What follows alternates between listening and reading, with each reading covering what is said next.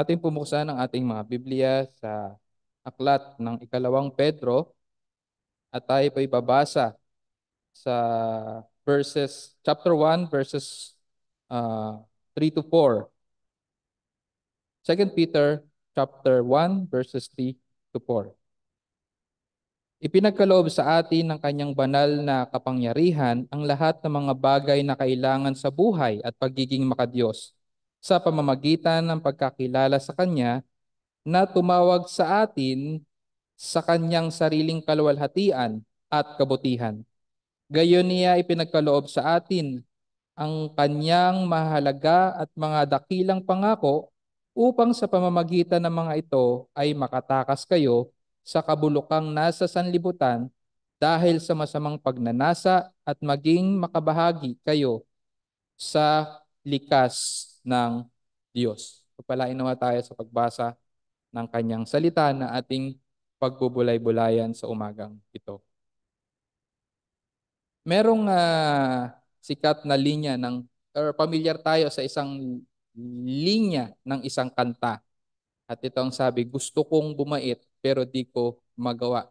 Nagulat ako talaga nung pinearch ko kasi yung hindi ko rin pala siya masyadong hindi ako pamilyar doon sa kumanta. Pero pamilyar ako sa linya ng kanta na yan, no? Gusto kong bumait pero di ko magawa, no? At totoo naman na pagdating sa daan ng pagpapakabanal or gawain ng pagpapakabanal or pagpapakabait, no? Is mahirap talaga, mahirap magpakabanal at imposible, no? Imposible na maging banal tayo sa harapan ng Diyos, no? That is true sa lahat ng tao, no? No one is righteous, perfectly holy. Yung sinabi ditong righteous, it equates of perfect holiness. No one is perfectly righteous or perfectly holy. No, not one. Yan sinasabi sa Romans 3:10. Ang gawain ng pagpapakabanal ay imposible para sa ating lahat. And it is also true, no, that no unholy, unrighteous person shall see the Lord. Because holiness, ang kabanalan, ay necessary thing, requirement to see the Lord. No? Without holiness, no one shall see the Lord. Sabi sa Hebrews 12:14. Hebrews 12:14 says, pursue peace with all men and the sanctification without which no one, sanctification and pursue peace and sanctification without which no one will see the Lord. So, pagdating dito sa topic ng kabanalan, ang hirap talaga yung pag hindi ganong appealing talaga ang pagtuturo pagdating sa holiness, no? In fact, yung teaching about holiness and godly living is critical ngayon sa mga modern church, no?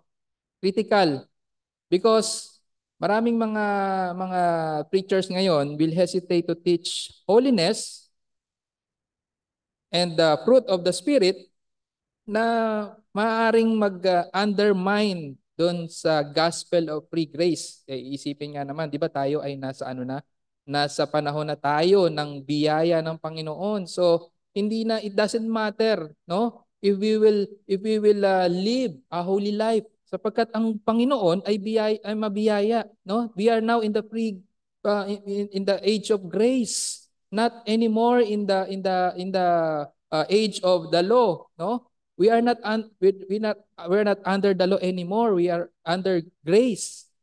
Kaya yun ang nagiging dilemma ng mga tao or ng mga preachers sa pagtuturo ng holiness.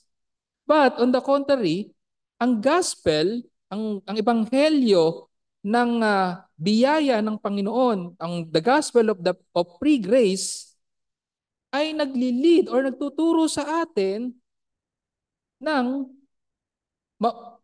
kabanalan, ng mabuhay, ng may kabanalan. Iyan ang tinuturo sa atin ng gospel of free grace. In fact, the lack of holiness can be sign that a person has not genuinely embraced the gospel of Christ, no? Na nakapagliligtas. Kaya nga dito sa ating teksto sa umagang ito, nakapokus sa verse 3 to 4, no? Peter is calling Christians to be active in their pursuit of holiness. No? Active, hindi passive, no? Kaya nga doon sa mga susunod na verse diyan, makita natin, no?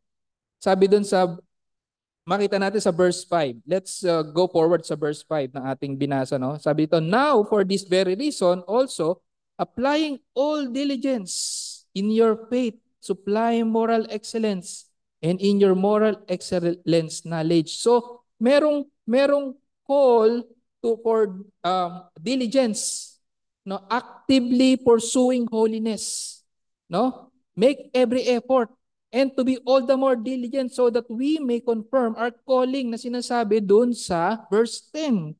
Let's go to verse 10. No? Sabi dun sa verse 10, therefore, brethren, be all the more diligent to make certain about His calling and choosing you. For as long as you practice these things, you will never stumble.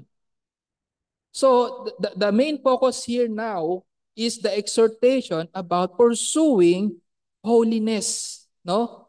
Diyan tayo magdedwell sa mga susunod na teksto na ating pagbabatayan simula dito. But some of Christians, no? Niisip nila na ang biyaya ng Panginoon ay hindi enough to be able to live in holiness, no? Yun ang nagiging bakit paano nangyayari, no, na ang biyaya ng Diyos iniisip na hindi sapat para tayo ay makapamuhay ng may kabanalan at iniisip na ganito na lang tayo, hindi talaga natin kaya na iwanan ang mga bagay na nag-entangle sa atin sa pagkakasala sapagkat hindi natin kaya. But ang ating teksto ay nagsasabi sa atin that God has sufficiently provided for us, no? All the things needed for life and godliness, no? Sasabihin ng iba na hindi enough ang biyaya ng Diyos. That God may have given, maaring tayo, biniyayaan ng Diyos para sa ating justification, no? We have been justified, no, by grace. Iyan sinabi sa Romans chapter 3 verse 24. Romans 3:24, it says that our justification is by grace, no? Romans 3:24, being justified as a gift by His grace through the redemption which is in Christ Jesus, no? Ang lahat ng nagkasala ay na-justified by grace. But isipin natin, iniisip ng mga tao na enough ang biyaya ng Diyos sa ating justification, pero hindi enough ang biyaya ng Diyos para sa ating sanctification, no? At ito nga ang ituturo sa atin sa umagang ito, no? That we Christians are so sufficient, fully provided by all the things that we need, of all the things that we need in life and godliness, no? That in effect kasi pagka ganun ang ating iniisip, kung hindi sapat pala ang biyaya ng Panginoon para tayo ay makapamuhay ng may kabanalan, that in effect leads in believing that our glorification is at risk, no? Sapagkat kung hindi tayo magiging mananagumpay sa ating buhay na may kabanalan after we have been justified, kung hindi tayo maitatawid ng Diyos sa ating sanctification, our glorification is at risk. Remember, tayo iniligtas ng Panginoon, tayo ay kanyang kasalukuyang inililigtas, at tayo ay kanyang ililigtas sa ating glorification in the future. Kaya nga meron nagkakaroon ng belief that salvation can be lost. Because they do not believe that the grace of God is sufficient in our daily living as the one who has been justified by God, by His grace. And our text today reveals to us God's tremendous generosity in salvation. He did not leave us insufficient for the call to live a life, a godly life. No? That's the call for us today. God desires His people to be holy. Di ba? Napag-aralan natin sa 1 Peter chapter 1 verse 16 before. 1 Peter chapter 1 verse 16, anong sabi sa atin? Because it is written, you shall be holy for I am holy. And that's what God's desire is for His people. And there is no reason para sa mga mananampalataya to doubt the sufficiency of God's grace to live a godly life. Now, let us take a look sa ating teksto sa verse 3 and 4. Let us take a look how God can and made sure that we will reach the glorification and shall stay in a sanctified life until the Lord Jesus comes. Unang-una sa ating teksto makita natin, God can make us and made sure that we will reach glorification and shall stay in sanctification because God empowered us. No? By God's, nabanggit dyan ang kapangyarihan ng Panginoon. No? God's power, God's divine power. God empowered at pangalawa, God is able to deliver us in glorification and shall stay in sanctification because God has promised.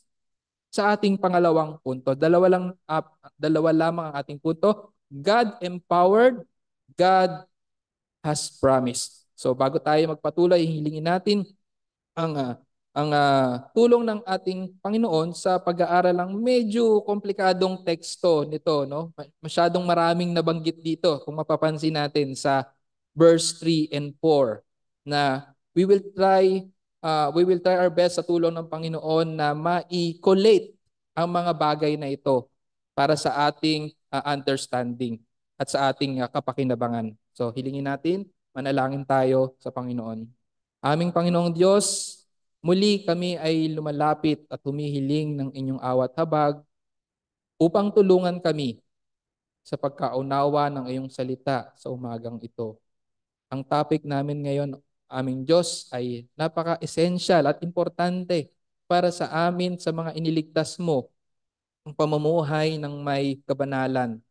At nawa, Panginoon, ay maunawaan nga namin ang mensahe mo sa umagang ito na ikaw ay hindi nagkulang ng iyong biyaya para kami ay makapamuhay ng may kabanalan sa araw-araw, nang naaayon sa iyong salita. Tulungan mo kami, Panginoon, at tulungan mo rin nawa ang pagpapahayag ng iyong salita sa pamamagitan ng iyong lingkod. In Jesus' name, we pray. Amen. Sa unang teksto, verse 3, sinabi sa ating teksto, God has empowered. No? Sabi dito, ipinagkaloob sa atin, sa verse 3, ipinagkaloob sa atin ng kanyang banal na kapangyarihan ang lahat ng mga bagay na kailangan sa buhay sa pagiging makadiyos sa pamamagitan ng pagkakilala sa Kanya na tumawag sa atin sa Kanyang sariling kaluwalhatian at kabutihan. Our text says about the divine power of God. The divine power of God. Now, ano bang issue natin sa buhay na hindi kayang isolve ng kapangyarihan ng Diyos? Kapag kapangyarihan na ng Diyos ang pinag-uusapan, siguro matatapos na ang pangamba natin kung kapangyarihan ng Diyos na ang iisipin natin na magiging solusyon sa mga issues natin sa buhay. Malamang ang sagot sa tanong na yun, wala. Walang issue sa buhay natin na hindi kayang resolbahin sa pamamagitan ng kapangyarihan ng Diyos. Now remember, it is the power, the divine power. It is the same divine power which made the existence of something from nothing. Remember the creation? It's the same power na pinag-uusapan dito, na lumikha. No? Sa creation. No? The power that lays down the deep foundation of the earth, skies, and seas. And it is the same power that holds up all the stars in the galaxies. So let's imagine the immensity of God's power na pinag-uusapan natin dito. And it's also the same power that will shake the creation, destroy it, and make it anew when our Lord Jesus Christ returns. Now, what does this power do? No? In pursuit of holiness, in relation to our pursuit to holiness. Ano ang kinalaman ng kapangyarihan ng Diyos, no, sa ating buhay ng may kabanalan? Now, God's power, specifically the power of Christ, no? Dito kasi kung ating babalikan ang verse 2, everything pertains to Christ. And kung yung kasunod na verse, yung God's power dito, wala nang ibang pinag-uusapang God's power dito in the Holy Trinity kundi ang kapangyarihan din ng Panginoong Jesucristo. Well, we should not be also dogmatic because some interpreters or theologians believe that this pertains to the power of God the Father, no? But we cannot be dogmatic pagdating sa ganon. But here, I'm fully convinced na ito ay patungkol sa kapangyarihan ng Panginoong Jesucristo. God's power or Christ's power generously granted everything. Everything, no? Everything sabi sa ating teksto sa verse 3, no? Seeing that His divine power has granted to us everything. Everything, pag nung sinabing everything dito, Peter stresses the believer's sufficiency. Pag sinabing everything, walang nagkulang. Hindi nagkulang. No? Ipinagkaloob ang lahat, no? This is the status ng mga tinawag ng Panginoong Hesukristo, ng mga elect. Ito ang status ng mga pagtawag, efficaciously called by the great shepherd. Now remember, ang ating Panginoong Hesukristo ang tumawag sa atin. He is our great shepherd, no? Sa pagtawag niya sa atin, efficaciously, irresistibly sa pagtawag niya sa atin, no? Tayo ay lumapit. Narinig natin ang kanyang tinig. John chapter 10 verse 27, no? Sa pagtawag ng ating Panginoong Jesucristo na makapangyarihan sa atin. In Christ's call, no? Efficacious call to us with power, tayo ay sumunod sa kanya. John chapter 10 verse 27. Ang sabi dito, my sheep hear my voice and I know them and they follow me. Christ is the one who called us, no? And generously granted to us when we followed Him everything, no? That pertains to life and godliness. And believers has everything. They lack nothing.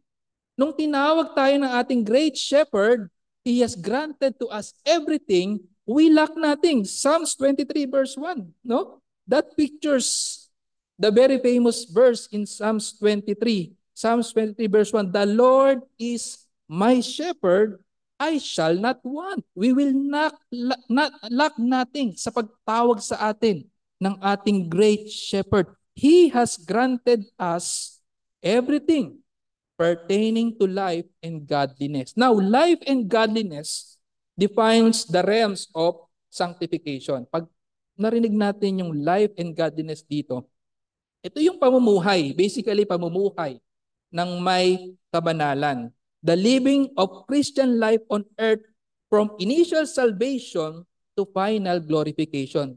Ito yun. Ang pamumuhay ng Kristiyano nung tayo ay na-justified hanggang sa buhay na tayo ay mag-glorified, ito yun. The life of godliness, the holy living of Christians. And this power, yung kapangyarihan na sinasabi dito, the divine power of Christ, granted us everything. This divine power comes through, paano natin na-acquire itong divine power na to?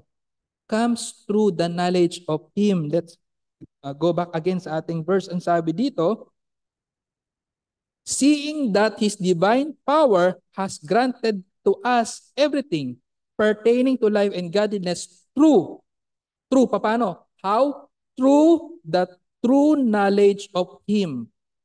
True knowledge of Him. Wala nang iba. Sa pagkakilala natin, no? Sa Panginoong Hesukristo. Now, merong famous tagline na ng isang batikang yumaong newscaster na si Ernie Baron. Sabi niya, kung walang knowledge, walang power. Now, it is true in this passage. Kung walang knowledge, without the knowledge of God, without the knowledge of Christ, there is no real power to godly living. Because the power, no, to live a godly living is only through the knowledge of Christ. And again, it is not an ordinary knowledge katulad ng ating katulad ng ating pinag-usapan last time. It's not an ordinary knowledge, no? It is the precise, correct, deep, experiential knowledge of Christ, no? Hindi lang siya ordinaryong knowledge na alam natin, kilala natin, but merong talagang intimate relationship, no? It connotes intimate relationship with Christ. We know Christ personally, no? And this includes His revelation, no? No, the revelation of Christ and the revelation of His will. This includes the person of Christ and the works of Christ. No? Everything that we need to know about Christian living, how to live godly, no? How Christian lives is in Christ. No? Na kay Kristo natin 'yon matatagpuan. Mapapansin natin walang propeta o ni apostol ni Kristo, ng ating Panginoong Kristo, na ginawa nila ang kanilang sarili bilang standard of living. Wala. May mababasa ba tayo sa scripture na ginawa nilang propeta na propeta or apostol ay sinabing, ako lang ang gayahin ninyo. Ang sinasabi ko lang ang sundin nyo. Well, si Paul, sinabi niya sa kanyang mga sinulatan, imitate him, but may kasunod yon. May kasunod yon. 1 Corinthians chapter 11 verse 1. No? 1 Corinthians chapter 11 verse 1, it says here, be imitators of me, sabi ni Paul, just as I also am of Christ. Sa ibang translation, imitate me as I imitate Christ. So, he's not pointing to himself, but he's pointing to Christ. To imitate Christ. How Christ lived. No? Christ is the exemplary standard of holiness and godly living para sa ating mga mananampalataya. Wala na tayong ibang titingnan pa, kundi si Kristo lamang, ang kanyang buhay, no? Ang mga bagay na na-reveal patungkol sa kanya. And that's what attracts us to Him. Kaya nga, no? Papaano tayo tinawag or papaano nangyari ang pagtawag sa atin ng Panginoong Hesukristo?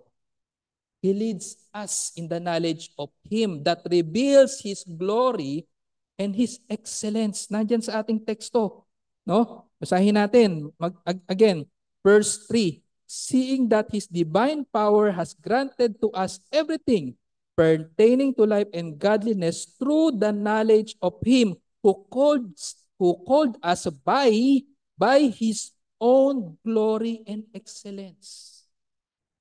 No? Sa pagkakilala natin sa Panginoong Kristo, nakita natin or nalaman natin ang kanyang kaluwalhatian at ang kanyang kabutihan in Tagalog, no? Kabutihan. His glory and excellence or virtue in some translation or moral goodness ng ating Panginoong Kristo are what made Him perfect standard, no? The perfect standard sa ating pamumuhay in our godly living. His glory as God, no? Pag sinabi yung glory nito, ito yung it that displays His or explains or portrays His deity, no? His glory as God and his excellence, excellence, virtue, or moral goodness is what attract us to him and urge us to follow him. Ganyan tayo tinawag ng Panginoon Kristo. Pinakilala niya ang kanyang sarili, ang kanyang kaluwalhatian sa atin at ang kanyang moral goodness, ang kanyang excellence. The excellence is of Christ. Now, ang problem ngayon, we are more willing to try almost anything. Try natin ang lahat ng bagay dito sa mundo para sa ating pang-araw-araw na pamumuhay except yung pagkakilala sa Panginoon, the knowledge of knowing Christ, the knowledge of Christ. We are all more willing to try yung mga bagay, yung mga sinasabi ng mundo, yung godly wisdom, the knowledge of this world para sa ating pamumuhay at sinasantabi natin, ang knowledge of Christ na kinakailangan natin sa ating pamumuhay araw-araw. Well, let's give an example dito. Sabi dito, we are willing to know more the knowledge of men than the revealed knowledge of God in Scripture. Paano? Maraming nakapost sa social media, na sa mga magulang, Christian parents, there are many parenting tips posted online that are more appealing to fathers and mothers, rather than adhering to what is the will of God for as Christian parents. Ano ba ang will ng Panginoon sa atin? Para sa ating mga anak. Biblical parenting. Now, saan natin matututunan ng biblical parenting? Sa post ba? Sa social media? Sa post ba ng kung sino-sino sa social media? Malalaman lamang natin iyon kung sasaliksikin natin ang kaalaman ng Diyos patungkol sa pamumuhay bilang mga Kristiyanong ama at ina sa ating mga anak. Mas pipiliin pa ba natin ang sinasabi ng mundong ito sa paglakad natin bilang mga magulang sa ating mga anak? The Word of God is sufficient for us, to live, to apply godly living as father and mother to our children. So, the power of God flows through the knowledge of Christ. Sinabi natin dito kanina, The power of God flows through the knowledge of Christ in granting us everything we need.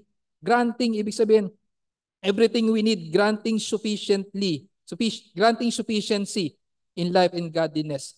But, let me remind you, kung ang concept na ito na gininan pala sa atin, ng Panginoong Diyos ang lahat ng bagay para tayo ay makapamuhay, well, I can live on my own na pala. Basta ang Panginoon lang ang aking tatawagan. Lagi lang ako sa Panginoon, pero kahit wala na ako sa community ng mga kapwa mananampalataya. Now, hindi po ganoon. Yung granting sa atin ng Panginoon ng lahat ng mga bagay na kailangan natin upang makapamuhay ng may kabanalan, it does not teach us to accumulate more of the knowledge of God in solitude. In solitude meaning na maging Lone Ranger Christian ka na lang. Lahat naman pala is nag-grant na sa akin. Sufficient na pala na ibinigay sa akin ng Panginoon ang lahat ng kailangan ko upang makapamuhay ako ng sarili ko, ng may kabanalan. Well, in fact, kung ating oobserbahan, the knowledge of God is better, more communicated to us through the faithful preaching of the Word of God in the pulpit. And that happens together with our co-believers, in Christ, in our fellowship together. Yes, it is important to meet God and know more about God in our private study and prayer, but it is all the more edifying para sa atin when we gather together to know Christ nang sama-sama, no? To know Christ in the community of His people. Now, that's how God grants to us everything. His mighty power has granted us everything through the knowledge of Christ, all the things pertaining to life and godliness. At pangalawa, papaano tayo, no? How God can bring us, no? Reach glorification and stay in sanctification. Makita natin dito, nangako ang Panginoon. Nangako ang Diyos. Verse 4. Let's read verse 4 once again. For by this he has granted to us his precious and magnificent promises, so that by them you may become partakers of the divine nature, having escaped the corruption that is in the world. So, alam mo, ang hirap panghawakan ang pangako ng isang tao na mayroong habit of breaking his promises. Di ba? Hirap na, no? Kung kilala mo na yung tao, paano mo ngayon paniniwalaan yung mga bagay na sinabi niya sa'yo ngayon, na gagawin niya to, gagawin niya yan. Pero meron na siyang habit of breaking his promises. But God here has promised. God who has started salvation to us, no? God who has started salvation to us is faithful to complete it. Philippians chapter 1 verse 16, no? Philippians chapter 1 verse 16. Sorry, Philippians 1:6 pala. Sorry. Philippians 1:6. Ang sabi niya dito, ako'y panatag sa bagay na ito, na ang nagpasimula sa inyo ng mabuting gawa ay siyang magtatapos nito hanggang sa araw ni Jesucristo. Nangako ang Diyos. But He is not just an ordinary promise maker. He is a faithful promise maker. For he who promised is faithful. Hebrews 10:23. Hebrews 10:23, it says that God who promised is faithful. Hebrews 10:23. Panghawakan nating matatag ang pagpapahayag ng ating pag-asa ng walang pag-aalinlangan, sapagkat siya na nangako ay tapat. Now, when we talk about God's promise, sure yan. Sure yan. Napakarami sa Biblia na magpapatunay na ang Diyos kapag nangako, siya ay tapat at tutuparin niya ang kanyang pangako. For by this, sabi dito sa ating teksto, no? For by this, sa English translation, or sa Tagalog, I think nahagip din sa Tagalog yung salitang for by this. Sabi din sa Tagalog, gayon niya ipinagkaloob sa atin ang kanyang mahalaga at dakilang pangako upang sa pamamagitan ng mga ito, no? Sa English translation kasi inuna yung for by this. Sabi sa English translation, for by this. Ano ba sinabing for by this? Pag sinabi ng for by this, yan kasi yung parang yung may kinalaman kasi diyan yung previous verse, no? Ano bang yung this na to sinasabi? For by this. Yung sinasabing for by this explains yung value ng glory of and excellence of Christ. No? Sa previous verse dito, sa verse 3, sa kaluliyang bahagi, nabanggit doon yung knowledge of Him who called us by His own glory and excellence. Now this own glory, Christ's glory and excellence, ay ito ang binabanggit dito sa verse 4. For by this, yung glory and excellence of Christ, no? For by this, sinasabi na, for by this, the glory and excellence of Christ, He granted to us His precious and magnificent promise. Now, let's explain that. Medyo complicated yan, no? Yung value of the glory of Christ as God, di ba? When we say about glory, ito yung nagsasabi that God, that Jesus Christ is God. the value of the glory of Christ as God and the excellence or moral goodness of Him as man sa kanyang pamumuhay bilang tao, by these attributes of glory and excellence of Christ, He has accomplished all that is necessary for believers' salvation. No? Sa pamamagitan ng mga to, no? The glory of God, the glory of Christ as God and His excellencies as man ay na-accomplish niya ang mga bagay na ipinangako sa mga tao ng Diyos, no? Para sa kaligtasan ng mga tao ng Diyos, so that He also granted to them His precious and magnificent promises. Ibig sabihin lamang na yung mga promises na sinasabi dito ay na-accomplish ng Panginoong Jesucristo sa kanyang pagiging Diyos at pagiging tao. To make it short. Kaya nga ang ating tagapagligtas that will satisfy the demands for our salvation must be God, 100% God and 100% man. Otherwise, hindi iyon magiging hindi magiging ito ang salita ng Panginoon dito, no? It is the glory of Christ and His excellence, no? That grants us or achieve for us the promise of God for salvation. The promises of God for salvation. God grants, no? And Peter describes this granting as these promises, no? God grants promises and Peter describes these promises as precious and magnificent. Sana makita natin yung value ng mga promises na to. No? Precious and magnificent. Hindi lahat ng bagay or magnificent or great, no? Pag sinabing magnificent, yung another term, greatness, no? Hindi lahat ng bagay ay hindi lahat ng great things are precious. May makikita tayong mga great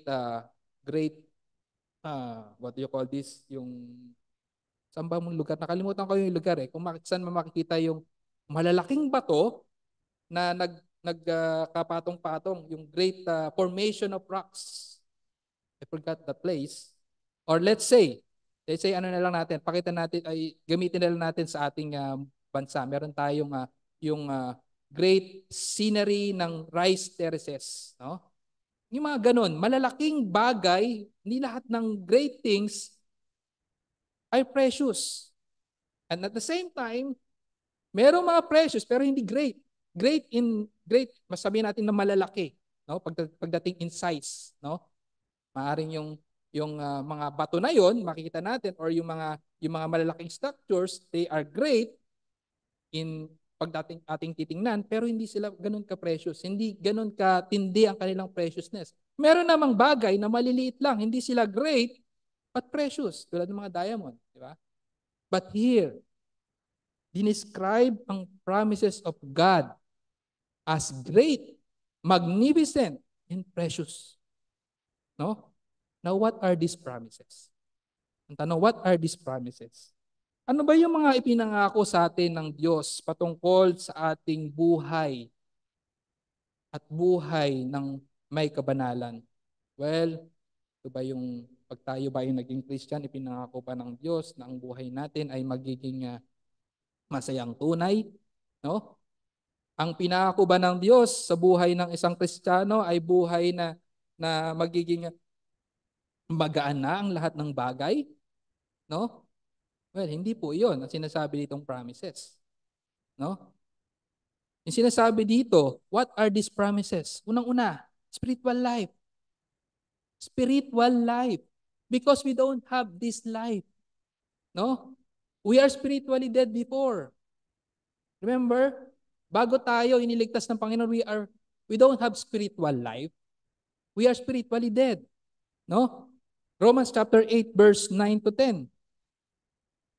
Romans chapter 8 verse 9 to 10. Romans 8, 9 to 10. Sabi ito, however, you are not in the flesh but in the Spirit. If indeed the Spirit of God dwells in you, But if anyone does not have the Spirit of Christ, he does not belong to him. If Christ is in you through the body, though the body is dead because of sin, yet the Spirit is alive because of righteousness. So merong granting ng spiritual life sa mga taong iniligtas ng Panginoon. Ano pa? Ano pang pinangako ng Panginoon patungkol sa ating kaligtasan? Resurrection. No? Resurrection of life. John 11:25. John 11:25. Sa mga taong iniligtas ng Diyos, may pangakong muling pagkabuhay.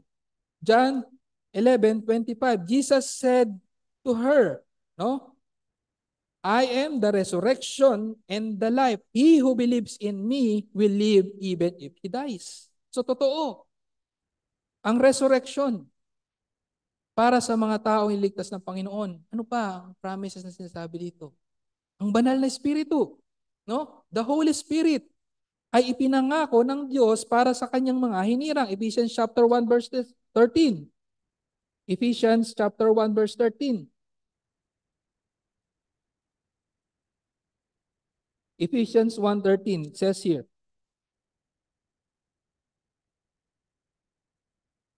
in him you also, after listening to this message to the message of truth, the gospel of your salvation, having also believed, you were sealed in him with the Holy Spirit of promise. Ano pa ang pinangako ng Panginoon? Abundant grace. Abundant grace. Ang abundansya ng biyaya ng Panginoong Diyos. Romans chapter 1 verse 15, no? Kaya hindi tayo magkukulang sa ating pangailangan upang tayo ay makapamuhay ng may kabanalan. Romans chapter 1 verse 15, God has granted us abundant grace. Romans 1 verse 15, it says here, so for my part, I am eager to preach the gospel to you also. I think that's Romans chapter abundant grace. Romans chapter 1, 10:15. I think it's 10:15 maybe. Romans chapter 10 verse 15, if I'm not mistaken. I'm lost with the verse dito. It's not Romans chapter 1 verse 15. So let's go to another promise ng Panginoon. Joy. No? Joy and strength. Joy and strength para sa mga iniligtas ng Diyos. Pangako niya. Ang kagalakan at ang kalakasan is Isaiah 40 verse 31. Isaiah 40 verse 31. Familiar sa atin to. Isaiah 40 verse 31. Isaiah 40 verse 31. Sabi dito, yet to those who wait for the Lord will gain new strength. They will mount up with wings like eagles. They will run and not get tired. They will walk and not become weary. Pinangako ang strength para sa mga iniligtas ng Panginoon. Ganon din ang tulong. Ang tulong, no? When we need help, ipinangako sa atin ng Diyos na available ang kanyang tulong. Psalm 46 verse 1. Psalm 46 verse 1. Who can guess this verse, no? Familiar din. Psalm 46 verse 1. Great is the Lord and greatly to be praised in the city of our God is 46 verse 1.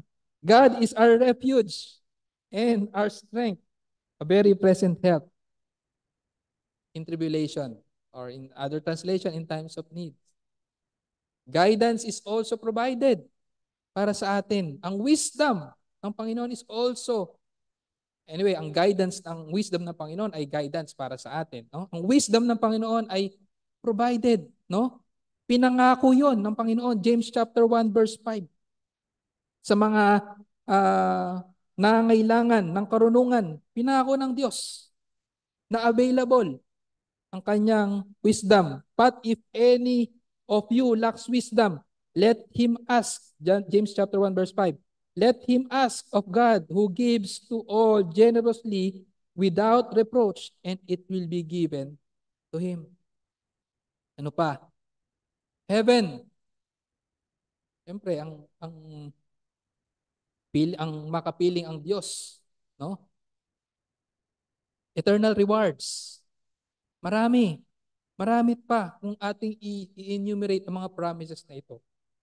Maraming ipinangako ang Diyos na na-accomplish ng ating Panginoong Kristo, no? Sa kanyang pagdating dito, ang anak ng Diyos, 100% man, 100% God. His glory and His excellencies accomplish all these great and precious promises para sa kanyang mga tao. These are the promised blessings of our salvation.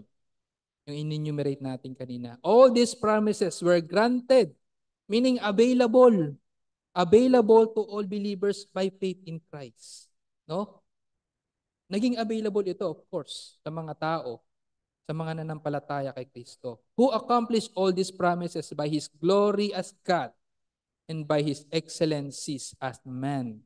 As man, Christ perfected obedience to the law, no? Na-accomplish, no? Kaya yung good yung moral goodness ng ating Panginoong Jesucristo ay na-display in His perfect obedience to the law, no? Siya yung nabuhay na kailanman ay hindi nagkasala, no? He also obeyed the law requires that what the law requires, no? For the forgiveness of our sins. Ano ba 'yon, no?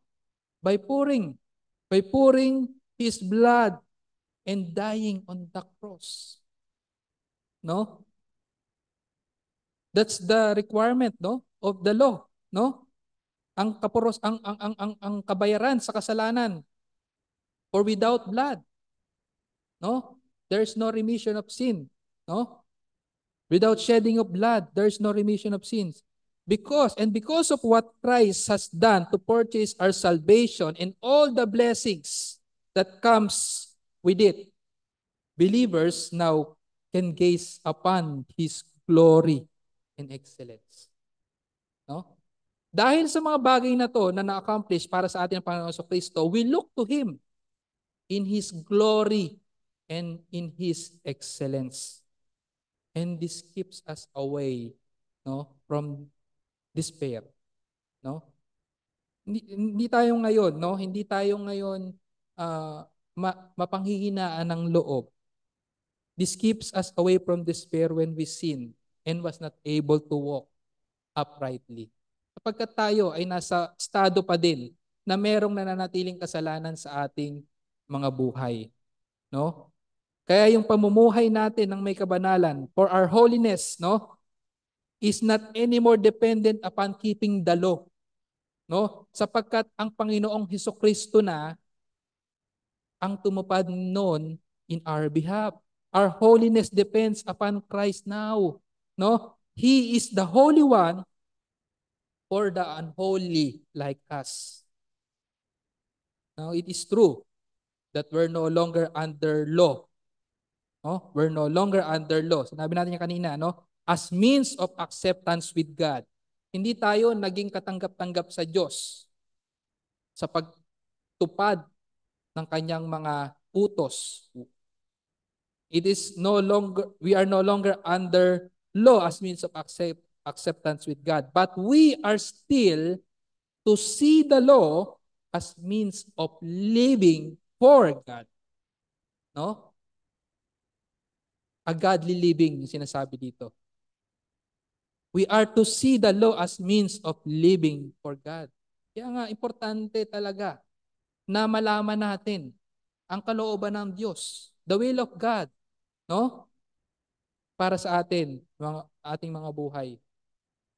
And upon emulating, no? So yung pagbubulay-bulay natin ng persona ng Panginoong Jesucristo at sa lahat ng kanyang mga gawa, yung kanyang kaluwalhatian at ng kanyang kabutihan, no? Pag in-emulate natin yon or pinag-isip natin sa araw-araw, pag iyon ang pumuno sa isipan natin sa araw-araw, the person and work glory and excellence of our Lord and Savior Jesus Christ. No? The promises of God given to us through Him. We will never be empty of reasons to live for Christ. No? Our Master, the captain of our salvation. No? Nasa Kanya yung ating allegiance. Because we see Him as glorious and excellent. His glory and excellence draw us near to Him.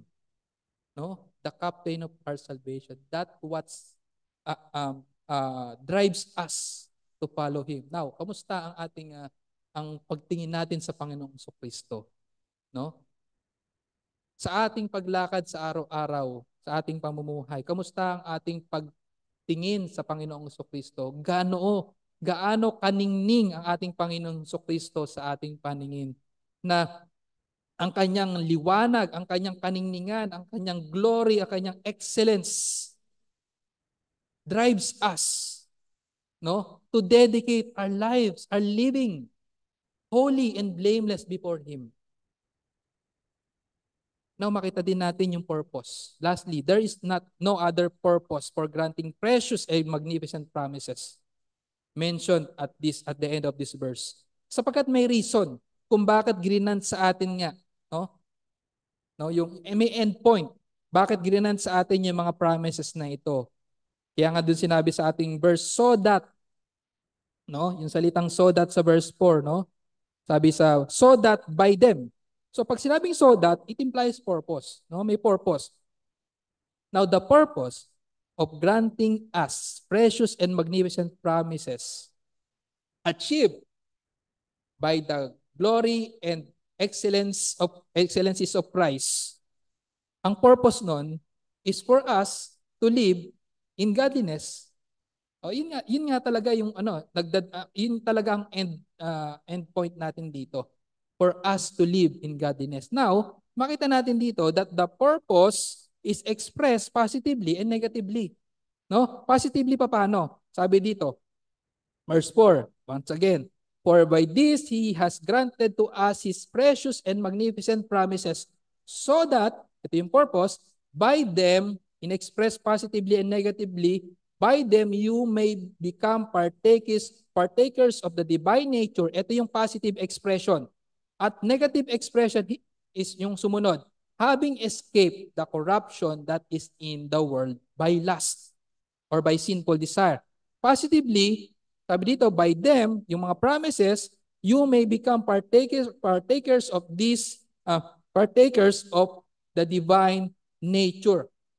No? Ang purpose is to be partakers of the divine nature. Pinagkaloob sa atin ang mga promises na ito para tayo ay maging partakers of the divine nature. Now, wag tayong malito. Sapagkat ang ibig sabihin lamang nito, if we are partakers of the divine natures, no? Ito papaliwanag. This is not becoming God, no? Yung pag sinabing partakers of the divine nature, this is not us becoming God. Nililinaw natin yan. Not partaking the essentials of the being of God. Hindi tayo nagiging small God. Hindi tayo nag-subscribe sa na 'yon. We are not becoming small gods, but here when we say partakers of the divine nature, it is in relation to the holiness of God. Remember the fall of man, what happened? Tayo were created perfect, holy in the eyes of God in creation, but because of the fall, na-disrupt 'yun. Now, this is the purpose of God's salvation, no? To bring us back to that image na nasira when in the fall of man. Now, we will become partakers of this divine nature in relation to His holiness. And remember that the aim is for a life of godliness, no? Hindi yun nalalayo. Pag tayo ay partakers of God's nature, which pertains to His holiness, tayo ay nagpa-participate into life of godliness. So nakita natin, hindi naman tayo basta pinahirapan lang dito, pero may connect yun. Yung being partakers of divine nature is in relation to living a life of godliness. Now, i-summarize ulit natin. Through the knowledge of Christ's glory and excellence, by which we were granted precious and very great promises, we are now arriving to the conclusion in partaking divine nature, meaning having been able to live a godly life. No? Or being partakers on the nature of God, or being partakers of the godliness of God. Yung holiness, yung kabanalan ng Diyos. Iyon ang nangyayari sa atin. Ang nais ng Diyos ay i-restore sa atin ang kabanalan na nasira because of our sins. Nakuha natin yung ibig sabihin when we become partakers of the divine nature. Inuna na natin, hindi tayo magiging Diyos, but yung nature of God as holy will be restored back to us. No? In exemplifying godly living. Ganun lang kasimple.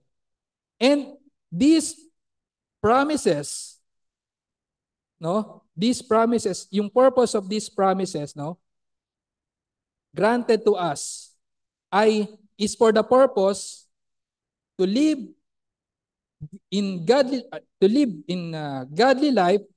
Expressed negatively, sabi dito, the way we have been partakers of the divine nature is that we have escaped from the corruption that is in the world by lust or sinful desire. So, ano lang din yan, parang one coin, both sides of one coin. So, kung tayo ay namumuhay ng may kabanalan, sharing in the nature or the nature of God, no? Sinasabi dito nga, sharing partakers of the divine nature with regards to His holiness, inexpress to negatively. Kung tayo ay namumuhay ng may kabanalan, negatively, we have escaped na. We have escaped from the corruption that is in the world by lust or sinful desires. Hindi na ngayon tayo nagiging alipin ng ating sinful desires. Remember, we have been freed from the power of sin, no? Yung mga kasalanan within us, no? We have escaped from the corruption that is in the world by lust and sinful desire. Now, the promises of salvation, no? Yung mga bagay na ito na sinabi kanina, it combats, no? Nilalabanan niya yung sinful desires, yung lust, at tayo ay naka-escape na sa mga bagay na yun. No?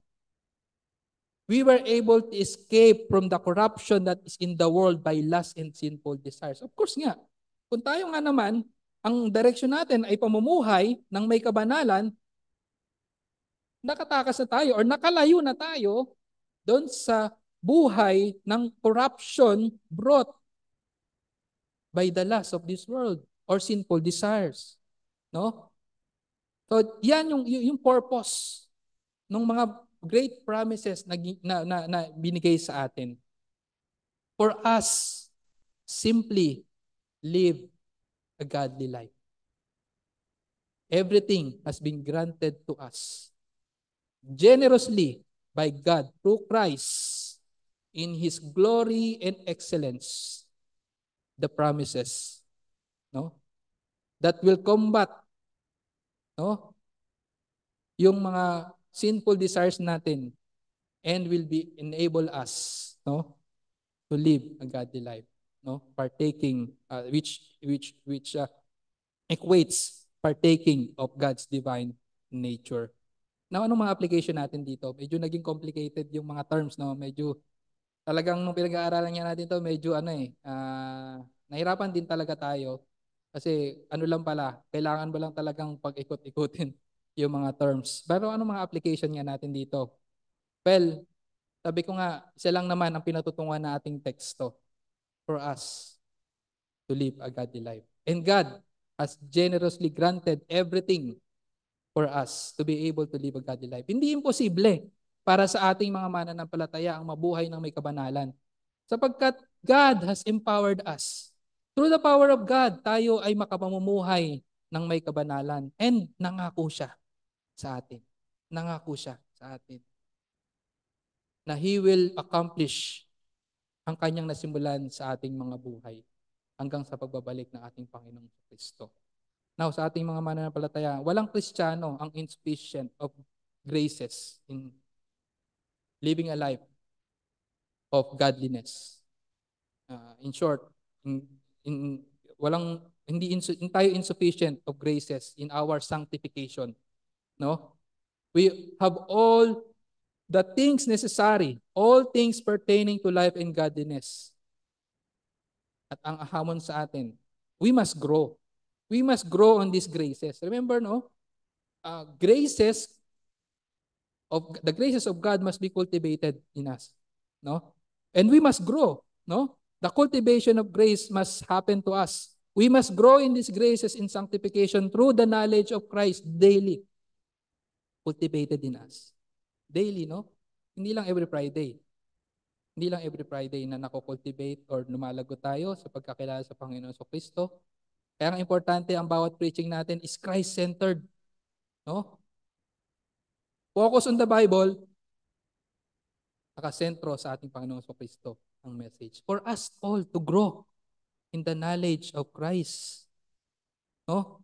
The power of the knowledge of Christ, the preaching of the gospel of Christ is our source of sanctification implied in our text. No? And Christ has promised us, nangako ang Diyos, no one can snatch us away from Him. Yan sa isa sa mga pangako, security, no, ng ating kaligtasan. And we cannot reason of having no way of escape. No? Ay, ganito na talaga ako eh. Hanggang sa mamatay ako, hindi ko na maiwanan tong kasalanan na to. No? We cannot reason of having no way of escape when temptation comes that will lead us to sin. Anong sabi sa 1 John 1:9? No? 1 Corinthians 10:13, right? If I'm not mistaken, let's read. No temptation, right? 1 Corinthians 10:13. No temptation has overtaken you. Nag-ano talaga ang memory natin. Pasensya na kasi puyat tayo eh. 1 Corinthians 10:13, right? No temptation has overtaken you, but such as is common to man. And God is faithful, who will not allow you to be tempted beyond what you are able, but with the temptation will provide the way of escape also, so that you will be able to endure it. Sa mamumuhay ng may kabanalan, ang kalaban talaga natin, yung mga temptation, no? And we cannot reason out. Hindi natin kaya, no? We cannot reason of having no way of escape when temptation comes that will lead us to sin. Sapagkat ipinangako ng Diyos na merong way of escape. No? No, si Satanas, no? Yan ang the tempter natin talaga, no? Si Satanas, yan talaga ang mga layunin ni Satanas. Satan, sa verse na to, 1 Corinthians 10:13, makita natin din dito that Satan cannot tempt us beyond what we can bear. No? Nakita natin sana yung pangako ng magiging mananagumpay tayo sa bawat temptation because Satan cannot tempt us beyond what we can bear. We can also this also implies that even Satan tempting us is under God's restraining power. No? God will not allow Satan to tempt us beyond what we can bear. Kaya meron tayong way of escape upang tayo ay makapagpatuloy sa buhay ng may kabanalan kung nandiyan ang mga temptations. And this is God's work. Also, makita natin, this is God's work of preserving His people. Pinipreserve ng Panginoon ang kanyang mga tao. He empowers us and His promises to us can be trusted. No? Panghawakan natin, no? Ang mga pangako at ang katotohanan na makapangyarihan ang Diyos para sa ating kaligtasan, para sa ating pamumuhay ng may kabanalan. But we must also take responsibility. No, hindi tayo, sabi ko, hindi tayo passive, no? We must also take our responsibility to cultivate holiness in our lives. Life and godliness, which is the realms of sanctification, is a synergistic work, no? Synergistic 'yan. God sovereignly grants us everything that we need. On the other hand, we are responsible to work our salvation with fear and trembling. And this is what God desires of us. He made it for us possible to live in holiness. No? That we be holy, for He is holy until Christ returns. No, para sa ating mga kaibigan na wala pa sa Panginoong Kristo, God promise, no? God promise everything para sa kanyang mga tao para makapamuhay ng may kabanalan. But meron din isang pangako na hindi mo gugustuhin, kaibigan, kung wala ka sa Panginoong Kristo. God promised the destruction of the wicked, at matapat ang Diyos, sabi ko nga kanina, natutuparin niya ang kanyang ipinangako. Lahat ng mga ipinangako niya sa kanyang salita ay tutuparin niya. God promised the destruction of the wicked. Psalms 37 verse 37 to 38. Ang sabi dito, mark the blameless man and behold the upright. For the man of peace will have a posterity, but transgressors will be altogether destroyed. The posterity of the wicked will be cut off. So pinako ng Diyos yan sa kanyang salita. Ngayon, kung ikaw wala pa sa Panginoong Kristo, at ikaw ay namumuhay sa kasalanan at hindi sa kabanalan, no? Walang naghihintay na pangako sa iyo, kundi ang pangako ng Diyos. Walang matibay na pangako na nakalaan sa iyo, kundi ang pangako ng Diyos para sa iyong pagkawasak. Ngunit mabuti ang Diyos, kaibigan. No? Mabuti ang Diyos. Pwede mong maiwasan ang pangako ng Diyos na pagwasak sa mga wala sa Kanya, no? Sa mga taong makasalanan na tulad mo at tulad ko, kung ikaw ay magsisisi, kaibigan, sa iyong kasalanan. No? Magsisisi ka at iaminin mo sa iyong sarili na hindi mo kayang i-earn ang iyong kaligtasan, hindi kaya ng iyong mga kabutihan sa buhay, no, na ikaw ay magiging katanggap-tanggap, no, sa Diyos. Sabi niya kanina, the law of God, kahit mabasa mo ang Biblia, no, mabasa mo ang Biblia at malaman mo ang mga bagay na dapat gawin, na mga mabubuting gawin para maging katanggap-tanggap sa Diyos. Hindi by sa pamamagitan ng ating gawa tayo magiging katanggap-tanggap sa Diyos. Ito ay sa pamamagitan lamang ng pagsisisi sa ating kasalanan at pananampalataya kay Kristo. Sapat na si Kristo para sa kaligtasan natin, kaibigan. Sapat ang kanyang mga ginawa sa krus ng Kalbaryo, ang kanyang dugo lamang, at hindi ang iyong mabuting gawa ang magiging epektibong pantakip or pang-wash away sa iyong kasalanan. Kaibigan, si Kristo lamang ang ating pag-asa para sa ating kaligtasan. Sabihin mo nga, ang ganda naman ng buhay ko, okay naman ako, I think God is happy for me, no? And sinasabi ko sa iyo na hindi yung mga bagay na yan ang sure sign ng divine favor, no? Sapagkat yung mga divine favor na to, divine favor na sinasabi dito, yung mga promises ay nakalaan lamang sa mga iniligtas or nahugasan ng dugo ng Panginoong Kristo. Nawa, kaibigan, ikaw nga ay maligtas, no? Ikaw nga ay maligtas at maging recipient din or makatanggap ng mga great and precious, magnificent and precious promises of God, no, patungkol sa kaligtasan. Ito ay sa pamamagitan lamang ng Panginoong Kristo. Kung makita mo ang Panginoong Kristo bilang glorious and excellent, the glory and the excellencies of Christ as yours only Savior, no?